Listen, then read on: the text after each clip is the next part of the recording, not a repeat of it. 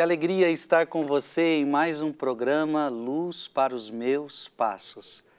Um programa que é novo aqui na TV Canção Nova e eu tenho a alegria com Dom José de estar com você todo final de domingo aqui na TV Canção Nova com um programa tão maravilhoso sobre a Palavra de Deus e de forma especial sobre o Antigo Testamento. Quero saudar então você que está na TV Canção Nova, você que está no meu canal do YouTube, Frei Gilson / Som do Monte, você que está no canal do YouTube de Dom José Francisco Falcão, a qual eu já pergunto para você, você já se inscreveu no canal de Dom José?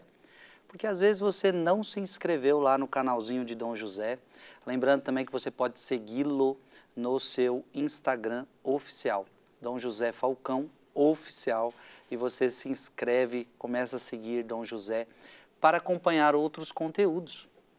Por exemplo, você sabia que Dom José, ele tem no canal do YouTube dele a Bíblia do livro de Mateus, por exemplo, comentada versículo por versículo com os padres da igreja? Olha que impressionante. Você sabia que Dom José tem programa no canal do YouTube dele comentando os salmos da Bíblia? Está tudo lá. E tantos outros, vale a pena você ir visitar o canal, se inscrever no canal de Dom José Francisco Falcão.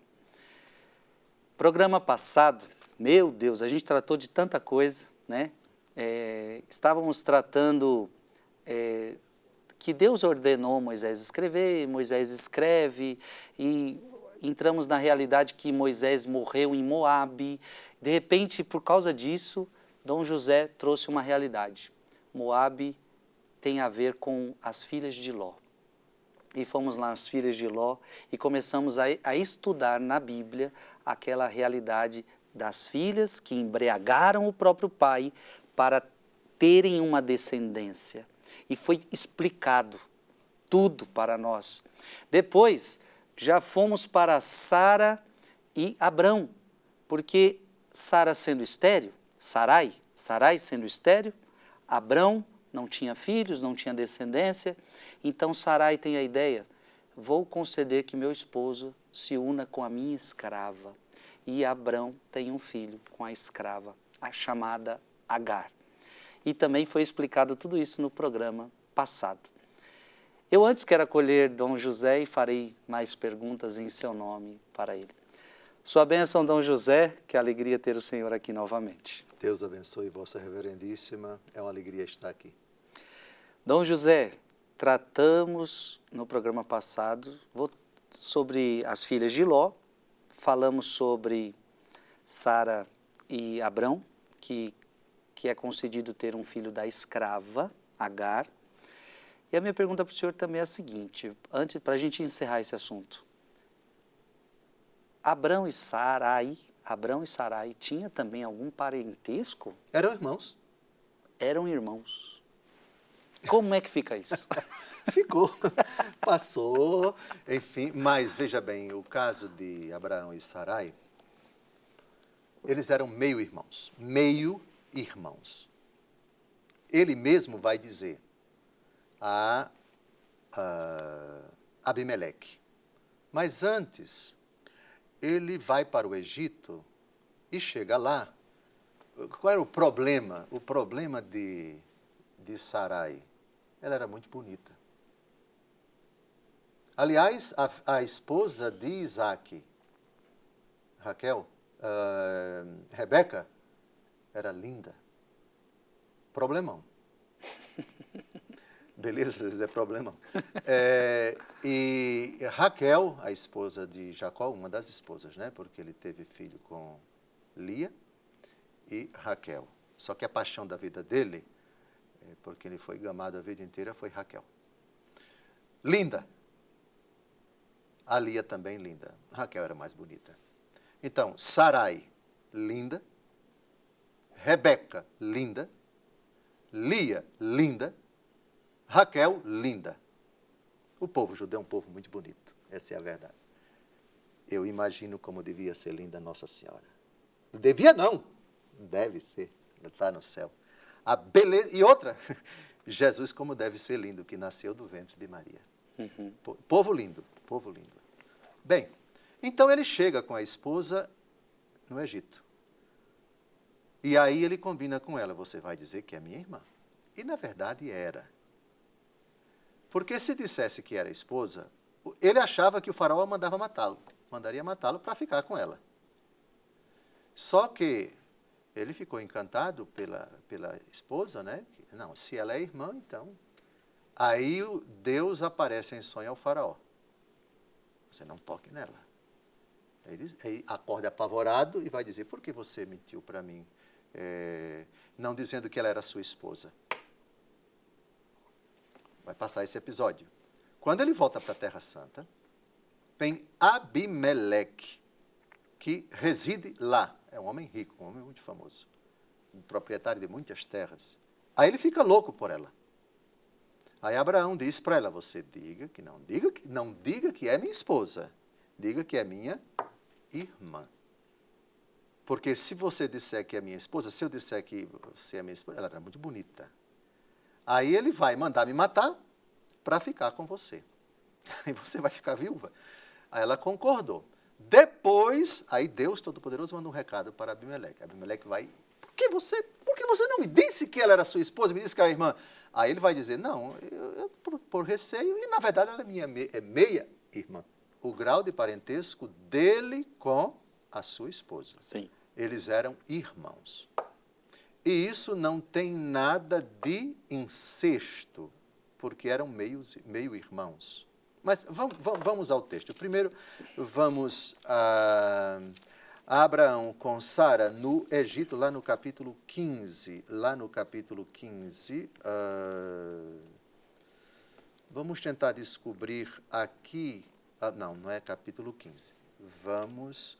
Abraão vai ao Egito. Capítulo 12. Capítulo 12.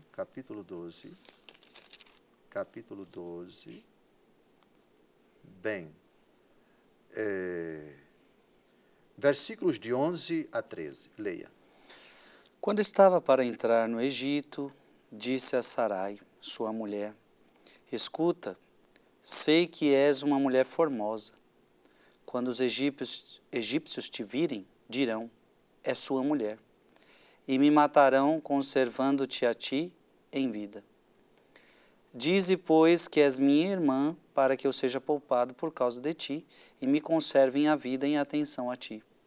Chegando Abrão ao Egito, os egípcios notaram que sua mulher era extremamente bela. Olha que coisa linda. Nossa matriarca, Sara, extremamente bela. Considerando que Jesus não a escolheu para ser a mãe dele, uma judia descendente de Abraão, o que é mais do que extremamente bela? Para falar de Nossa Senhora, Nossa Senhora é extremissimamente bela. Oh, meu Deus do céu. Continue. Chegando Abrão ao Egito, os egípcios notaram que sua mulher era extremamente bela. Os grandes da corte, vendo-a, elogiaram-na diante do faraó. E a mulher foi introduzida no seu palácio. Pois bem, e aí, repare, introduzida no palácio, repare a intenção do faraó, o que era que ele queria. E Abraão, temendo morrer, fez essa proposta para ela. Só que o Senhor Deus manda um bocadinho de pragas. As primeiras pragas para o Egito não foram aquelas do tempo de Moisés. O tempo de Moisés, 600 anos depois. O Senhor vai mandar uns recadinhos pelo faraó ter querido fazer sexo com Sara. Leia o versículo 17, uns presentinhos de Deus. Por causa dela, Abrão foi bem tratado pelo faraó. Recebeu ovelhas, bois, jumentos, servos e servas, jumentas e camelos. O Senhor, porém, feriu com grandes pragas o faraó e a sua casa por causa de Sarai, mulher de Abrão. Pronto, mandou uns recadinhos para ele, não mexa com essa mulher. E aí o faraó vai ficar furioso, né? Porque você... Continue. Continue. O Senhor, porém, feriu com grandes pragas o faraó e a sua casa por causa de Sarai, mulher de Abrão. O faraó mandou chamá-lo e disse-lhe, que me levaste a fazer? Por que não me disseste que era tua mulher? Por que dissestes que ela era tua irmã, levando-me a tomá-la por esposa? Mas agora, eis tua mulher, toma-a e vai-te. Então Faraó deu ordens aos seus para reconduzir Abrão e sua mulher com tudo o que lhe pertencia. Então, repare que Abraão não disse que era mulher dele, só disse que era irmã. O faraó acreditou. Abraão tinha medo de morrer. Só que depois desses presentinhos, certamente, o faraó foi avisado. Ela é a esposa. Você está mexendo com uma mulher casada. Aí ele percebeu, desapareça daqui, pegue sua mulher e suas coisas e vá embora. Muito bem. Aqui não houve diálogo relatado no texto entre Abraão e o faraó.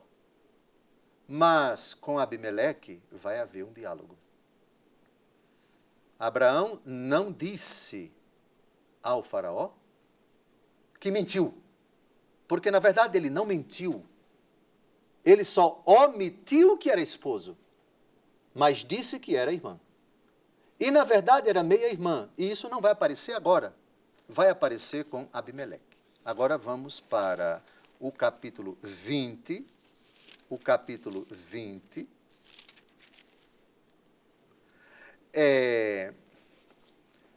o deserto do Negueb fica na Terra Santa, né? Israel. E lá morava Abimeleque. Abraão, depois que vem do Egito, vai para lá. E Abimeleque, quando vê a esposa, fica encantado. Ela era extremamente bela. Abraão dá a entender, diz para ele, faz a mesma coisa, né? E Abimeleque pensa que ele é a irmã. Só que o Senhor vai aparecer em sonhos. E vai fazer uma ameaça tremenda. E Abimeleque vai reclamar de Abraão. Só que aqui Abraão vai explicar.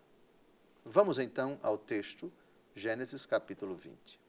Abraão partiu dali para a região de Negueb, estabeleceu-se entre Cádiz e Sur, e viveu algum tempo em Gerara. Ele dizia de Sara, sua mulher, que ela era sua irmã. E era. Continue.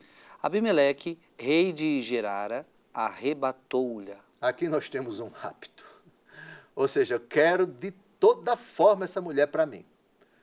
Não sabe com quem está mexendo. Veja o que vai acontecer depois. Mas Deus apareceu em sonhos a Abimeleque e disse-lhe, vais morrer, por causa da mulher que roubaste, porque é casada. Pronto. Abimeleque acreditava no verdadeiro Deus e ficou apavoradíssimo. Além de ter raptado, ainda que fosse irmã, somente irmã no sentido estrito, mas ele raptou aquela que não lhe pertencia, cometeu um erro, e Deus disse, você vai morrer. Continue.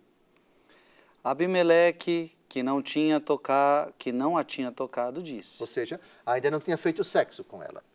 Senhor, fareis perecer mesmo inocentes? Não me disse ele que ela era sua irmã?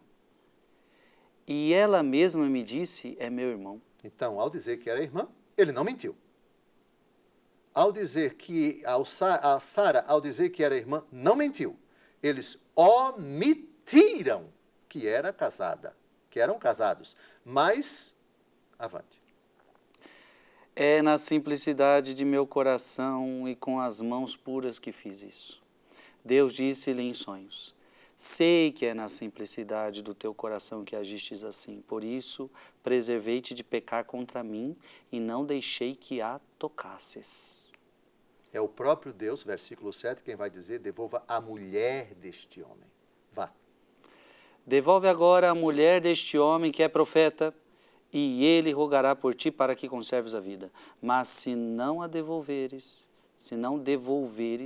sabes que morrerás seguramente, tu e todos os teus. Bom, diante de uma ameaça dessa, ele deve ter passado a noite em claro, com as pernas tremendo, aguardando que raiasse o dia, o sol raiasse, para chamar Abraão e, morto de medo, fazer as perguntas que ele vai fazer agora. Continue. Ao romper da manhã, Abimeleque convocou todos os seus servos e referiu-lhes essas coisas. Todos ficaram muito atemorizados. Depois Abimeleque chamou Abraão e disse-lhe: que nos fizeste? Em que te ofendi para que nos expusesses a mim e ao meu reino ao castigo de um tão grande pecado? Fizeste-me o que não devias fazer. E ajuntou: que tiveste em vista agindo assim? Abraão respondeu: eu pensava que não havia certamente nenhum temor a Deus nesta terra e que me matariam por causa de minha mulher. Aliás, ela é realmente minha irmã, filha de meu pai, mas não de minha mãe. Ela tornou-se minha mulher. Meia-irmã. Então vejam, meia-irmã é nosso pai na fé, sem dúvida alguma, pai de todos nós, mas, como todos nós, na Bíblia, tirando Nossa Senhora e tirando Nosso Senhor, você encontra limitações em todas as personagens da Bíblia. Aqui, ainda que a intenção fosse essa, e foi de fato, eu tive medo. Mas veja, aqui estamos atenuando, há uma atenuação. Eu não menti para você, ela de fato é uma meia-irmã. Então, José, como a gente não tem muito tempo para entrar em outro assunto, quero ficar um pouquinho nesse. Para aqueles que estão se perguntando, mas é correto, a opinião do senhor, é correto ficar com a meia-irmã? Casar-se com a meia-irmã? A proibição de casar com irmãos, ela está na Escritura, na lei de Moisés, que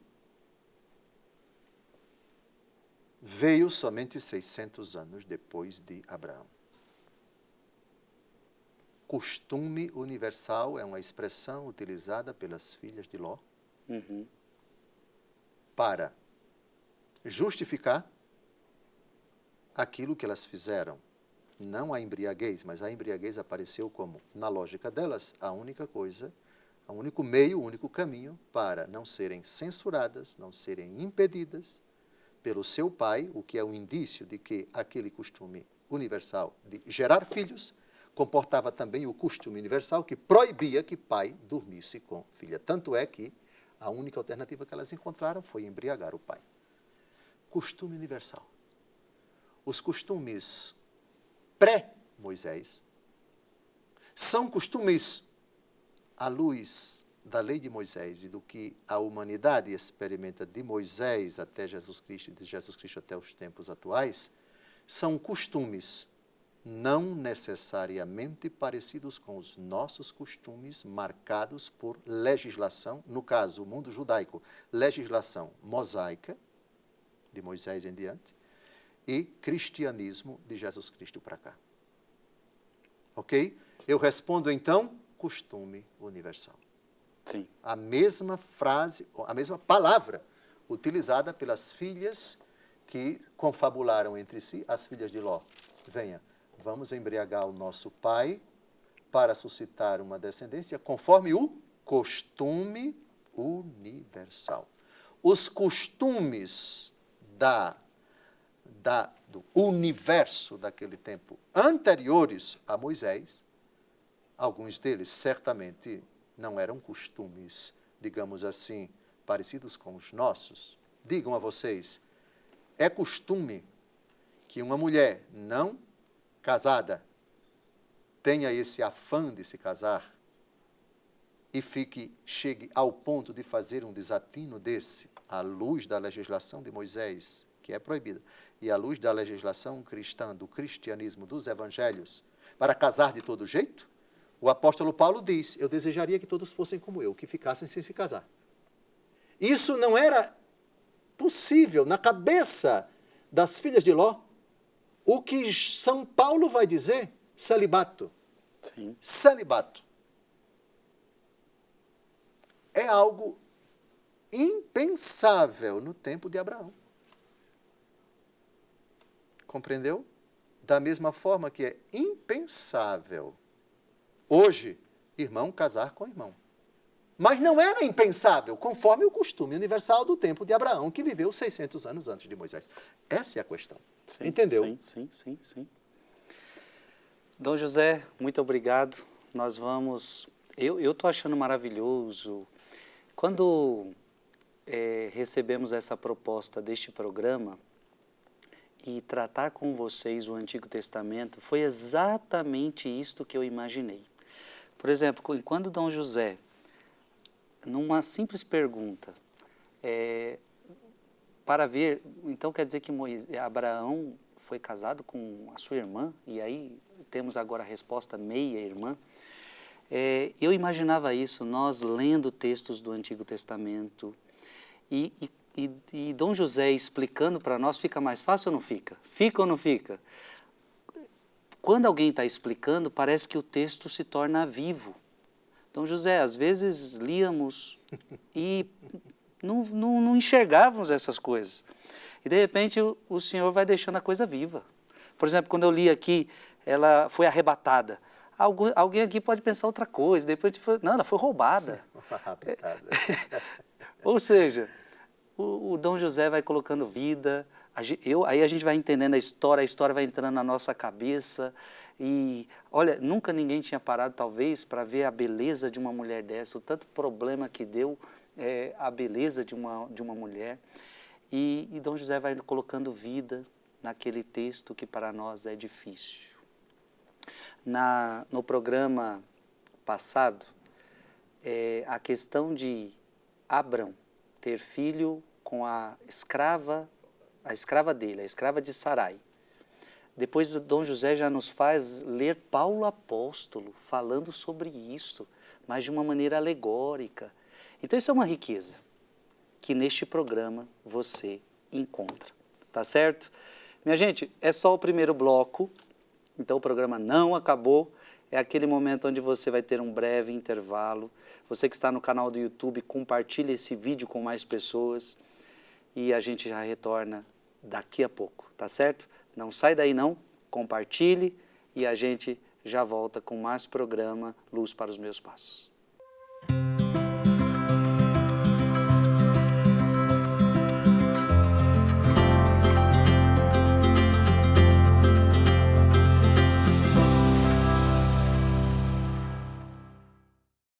Estamos de volta ao programa Luz para os Meus Passos. É uma alegria estar aqui com você.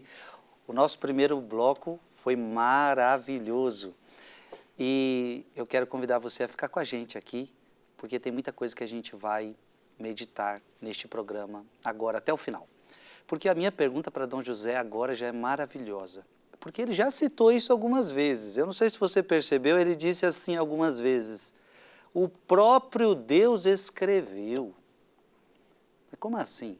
O próprio Deus escreveu alguma coisa? Então, Dom José, na Bíblia, temos alguma coisa que o próprio Deus escreveu? Temos sim. E 2 vezes.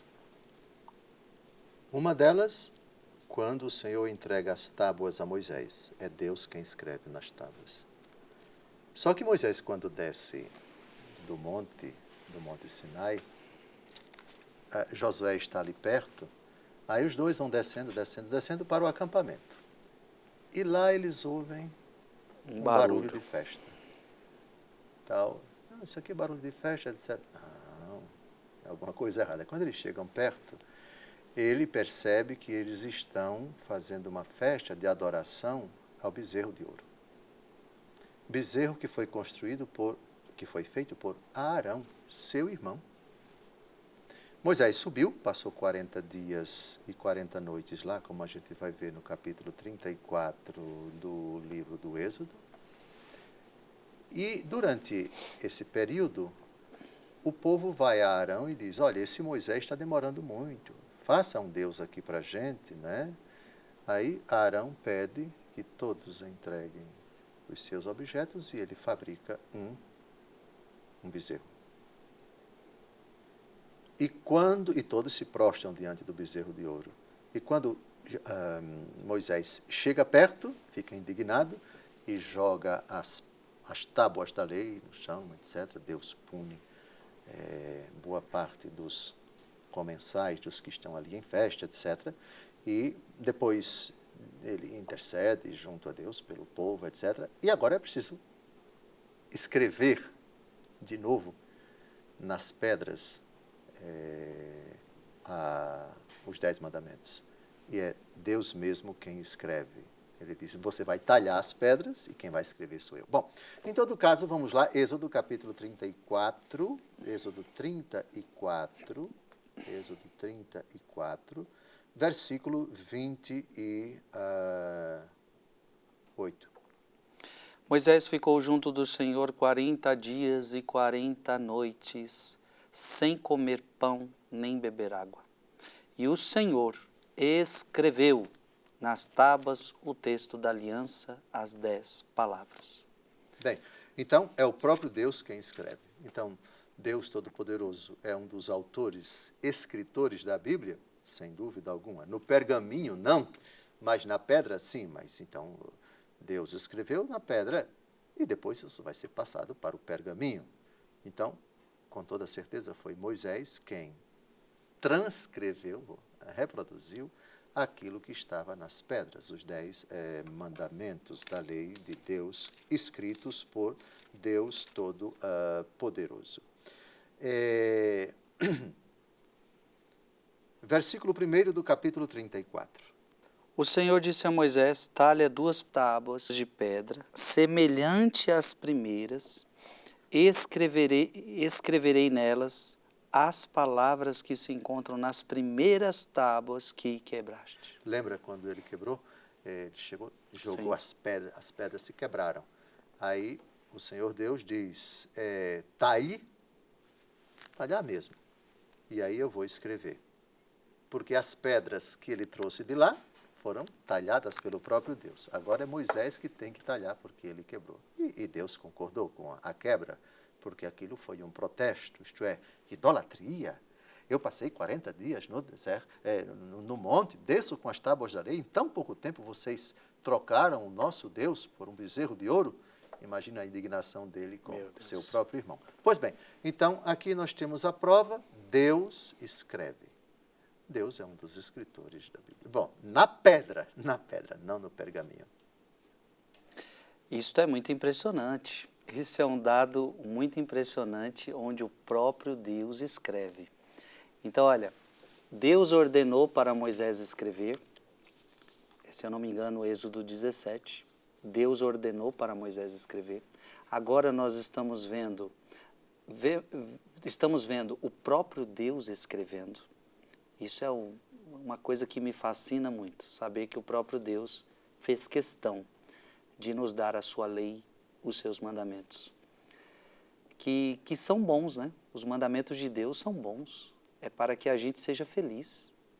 Nunca nos esqueçamos disso, o mandamento de Deus é para que eu seja feliz, é para me mostrar o caminho do bem, o caminho que leva até Ele, então é algo maravilhoso, Ele fez questão de Ele mesmo escrever isto.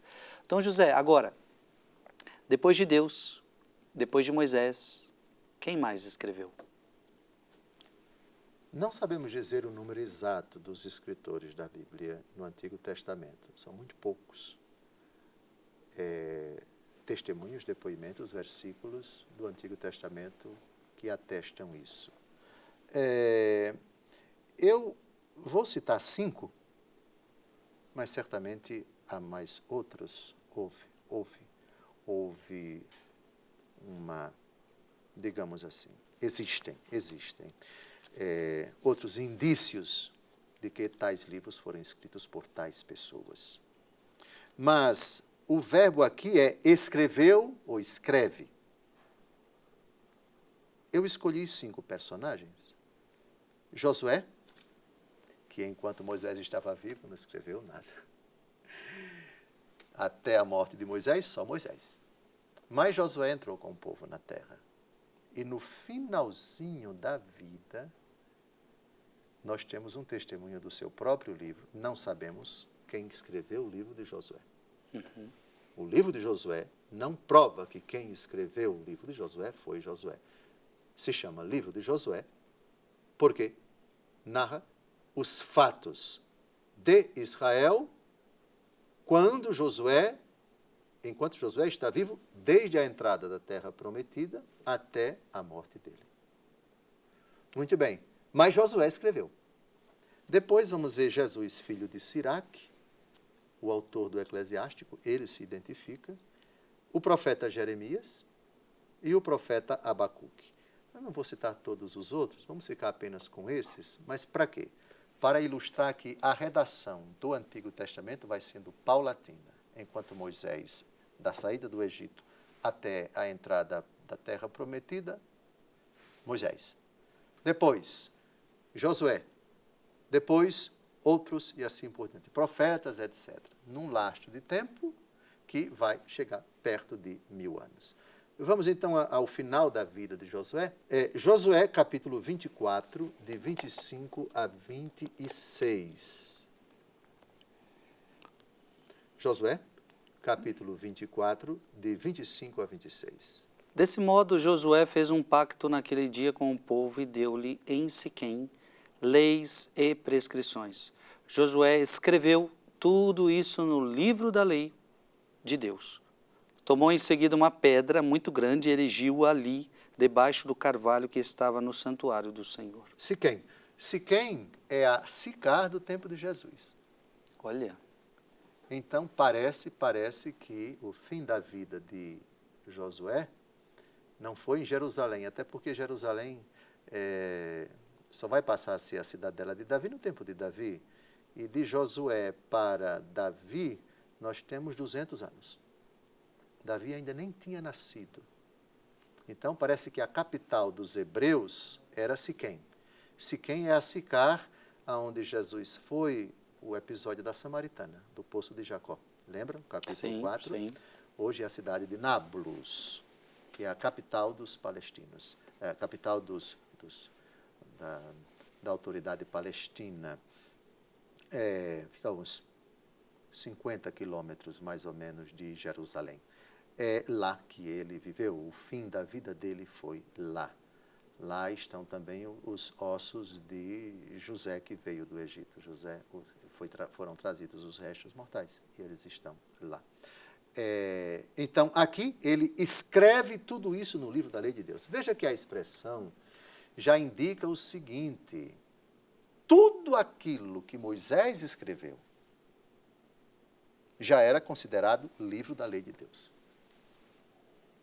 Josué, por ser um patriarca e por ter recebido a tarefa de introduzir o povo, de ter sido o grande general que conquistou a terra, no livro de Josué é dito que a terra foi conquistada com 31 batalhas.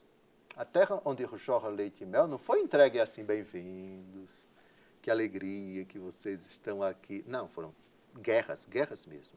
Jericó, a queda das muralhas, lembra?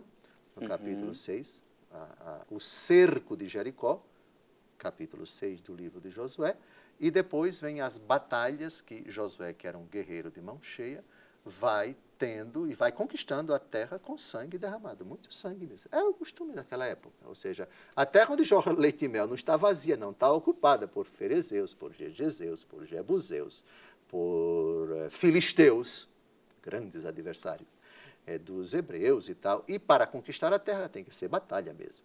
E Josué vai, uma por uma, vencendo todos os reis e derrubando todos eles, até a tomada da terra.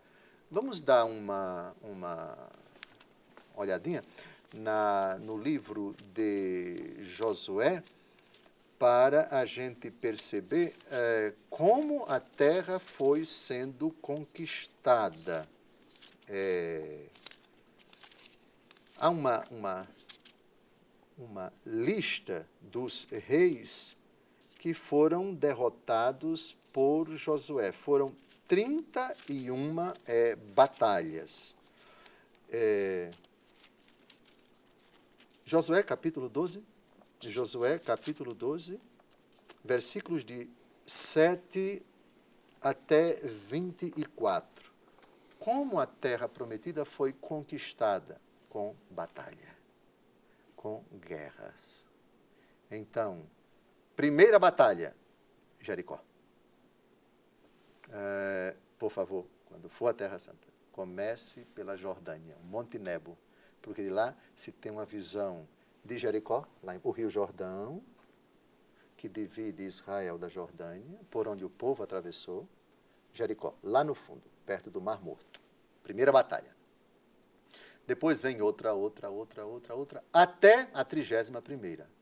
E os últimos reinos conquistados foram os do que hoje é a Galileia. Jericó fica na Judéia, embaixo, na parte sul, perto de Jerusalém. Então, Josué vai conquistando um por um os reinos. Todos os reinos. E aqui está a relação dos reis que caíram diante de Josué, que devia ser um guerreiro fantástico. Devia ser um general, um homem de uma capacidade de luta impressionante. Está aqui, agora. Então, a terra onde jorra leite e mel tem gente, e gente braba. E para vocês conquistarem a terra, eu vou estar com vocês, mas é preciso lutar. Josué, capítulo 12, versículos de 7 a 24. Estes são os reis da terra que Josué e os israelitas derrotaram aquém do Jordão, para o ocidente, desde Baal-Gad, no vale do Líbano, até a montanha nua que sobe para Seir. Josué deu essa terra em possessão às tribos de Israel, dividindo-a segundo as suas famílias, tanto na montanha como nas planícies, e sobre as colinas, no deserto e no Neguebe, toda a terra dos Iteus, dos Amorreus, dos Cananeus, dos Ferezeus, dos Heveus e dos Jebuseus. Detalhe, Jebuseus, eles residiam em Jerusalém, que não se chamava Jerusalém. Era uma fortaleza dos Jebuseus, Jerusalém. Então a conquista começou do norte.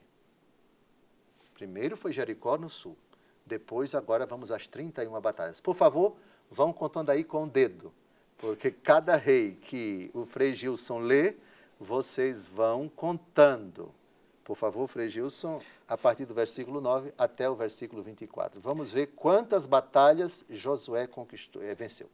Foram eles o rei de Jericó, o rei de Ai, perto de Betel, o rei de Jerusalém, o rei de Hebron, o rei de Jarmute, o rei de Lax, o rei de Eglon, o rei de Gazer, o rei de Dabir, o rei de Gazer, o rei de Orma, o rei de Arad, o rei de Lebna, o rei de Odolam, o rei de Maceda, o rei de Betel, o rei de Táfua, o rei de Ofer, o rei de Afec, o rei de Saron, o rei de Merom, o rei de Assor, o rei de Semeron, o rei de Aksaf, o rei de Tanak, o rei de Megido, o rei de Cádiz, o rei de Jacnaã, no Carmelo, o rei de Dora, sobre os altos de Dora, o rei de Goim,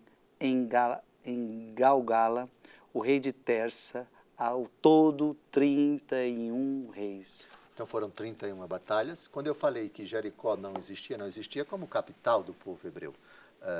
Era um reino, uma cidade antiquíssima, que era ocupada pelos Jebuseus. Ali havia um reino, mas não era o reino de Israel, não era o reino de Jerusalém. Era o reino dos Jebuseus, numa cidade que mais para frente vai se chamar Jerusalém. Mas Jerusalém, enquanto cidade, já existia, evidentemente. Mas era uma fortaleza, não dos hebreus, era uma fortaleza dos Jebuseus. Aí, 31 batalhas.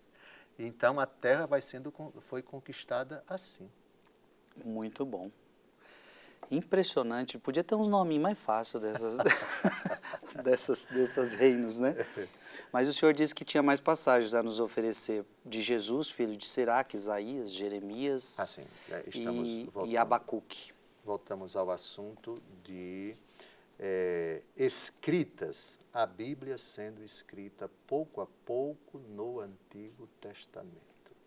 Jesus, filho de Siraque, vamos ao livro do Eclesiástico, capítulo 50, Eclesiástico, bem antes do profeta Isaías, capítulo 50, versículo 29.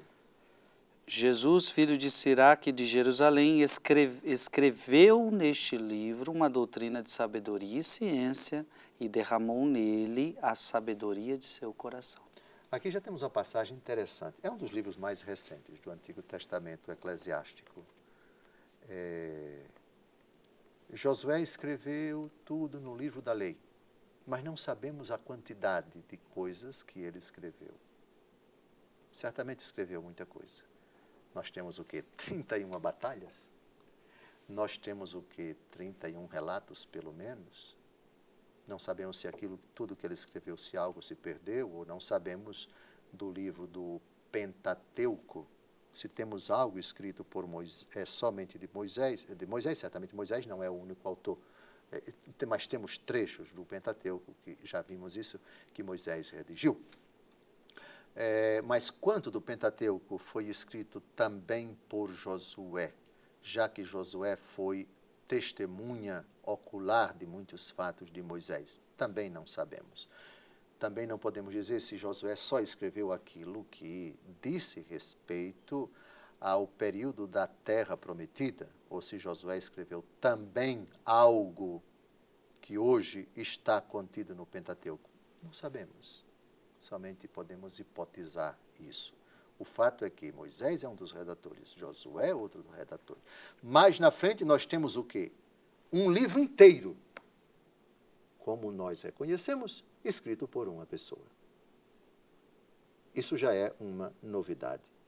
Agora vamos ao profeta Isaías, capítulo 30, versículo 8, onde o próprio Deus, depois de ter falado, depois de ter transmitido os seus oráculos para o profeta, e diz, agora você vai e escreva. Então, aquilo que Deus diz para Moisés, ele volta a dizer ao profeta Isaías.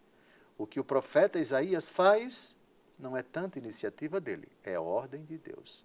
Isaías, capítulo 30, versículo 8. Agora, pois, vai escrever estas coisas de uma prancheta. Inscreve-as num livro, a fim de que isso permaneça para o futuro e seja um testemunho eterno. Que coisa bonita. É o próprio Deus dizendo ao profeta. Obviamente pode-se discutir de tudo aquilo que o profeta Isaías escreveu nesses 66 capítulos, se ele escreveu sozinho. É grande a possibilidade de que tenha um respaldo histórico. A proposta de que o livro do profeta Isaías foi escrito em 3 momentos. Antes do exílio, o primeiro livro é o Proto-Isaías, até o capítulo 39. A segunda parte do livro teria sido escrita mais ou menos durante o exílio, do capítulo 40 ao capítulo 55. E a terceira parte teria sido escrita após o exílio, do capítulo 56 ao último capítulo. Então, Proto-Isaías, Deutero-Isaías, Trito-Isaías. Mas que certamente, se foram outras mãos que contribuíram, certamente muito do livro do profeta Isaías foi redigido pelo próprio profeta Isaías, por ordem de Deus, como acabamos de ver. E para completar ainda não, vamos a outro profeta, Jeremias, capítulo 36, versículos de 1 a 2. No 4º ano de Joaquim, filho de Josias, rei de Judá, foi a palavra do Senhor dirigida a Jeremias nestes termos. Toma um rolo de um livro e nele escreverás todos os oráculos que te ditei a propósito de Israel, de Judá e das nações pagãs, desde que te comecei a falar no tempo de Josias até o presente. Isso é importante. Foram muitos os oráculos de Deus para o profeta. Deus vai falando. Depois ele diz, coloque por escrito. Então, o livro do profeta Isaías foi uma ordem de Deus. Coloque por escrito. Primeiro, Deus revela os oráculos, né? Depois vem a escrita. Agora, o curioso é que o profeta tinha um secretário. Sim. E quem escreveu não foi Isaías, foi o secretário. Mas a autoria é de Isaías. Quem é o secretário?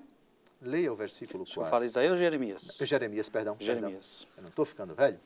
Estamos tratando do profeta Jeremias. O profeta Jeremias tinha um secretário. Versículo Esse 4. secretário se chamava Baruque. Adivinhem, respondam se tem algum livro na Bíblia chamado de Baruque. Tem. Então, o profeta Baruque. Leia, por favor, o versículo 4. Mandou então Jeremias que viesse Baruque, filho de Neerias, o qual, sob ditado do profeta, escreveu em um rolo todos os oráculos que recebera do Senhor. Eu pergunto à vossa reverendíssima que acabou de ler, Baruque é filho de quem? Neerias. Muito bem. Vamos ver se é o mesmo autor do livro de Baruque. Baruque, capítulo 1. Eis o texto do livro escrito por Baruque, filho de Neerias, filho de Maacias, filho de Sedecias, filho de Azadias, filho de Eucias, na Babilônia. Etc. Qual é o nome do pai de Baruque? Neerias. Neerias. Veja agora o outro texto lá, do profeta. Mandou então Jeremias que viesse Baruque, filho de Neerias. Mesma pessoa. Ou seja, os dois profetas, o profeta Baruque e o profeta Jeremias. Um era secretário do outro. Sim. Jeremias escreveu o livro de Jeremias, mas quem redigiu foi Baruque, e Baruque escreveu o seu próprio livro, que é o chamado livro de Baruque. Muito bom. Tem falta pouquíssimo tempo, dá tempo de Abacuque 2:2? Não, ok. Então, vamos deixar para a próxima, porque ainda vem Abacuque 2:2. Gente, eu estou amando e você está gostando. Eu tenho certeza que você não fica só assistindo. Você também pega o texto e é tão bonito isso. Quando a gente começa a ler a Bíblia, não só um versículo. Quantos de nós tínhamos esse costume, né? Vamos ler a Bíblia, do Gênesis, e começava. E aí você falou, eu não consigo ler a Bíblia, é muito chato. Exatamente. Você vê que a leitura que nós estamos fazendo aqui, claro que você pode ler assim, mas a leitura que nós estamos fazendo é um texto confrontando com outros. Então, Dom José agora em Jeremias nos fez ir para Baruque. Então, e quantas vezes nós estamos no Antigo Testamento e Dom José fala, agora abra o Novo Testamento, agora abra aqui, abra ali. E aí você vai vendo e percebendo que a Sagrada Escritura é um todo. É um todo. Eu gosto quando Dom José nos fala, né, nos ensina, tudo é palavra de Deus, desde o primeiro capítulo de Gênesis até o último capítulo de Apocalipse. Obrigado, Dom José, por esse programa maravilhoso. Vamos pedir a bênção de Deus e nos encontramos semana que vem, se Deus quiser. Abençoe-vos, Deus Todo-Poderoso, Pai e Filho e Espírito Santo. Amém. Amém.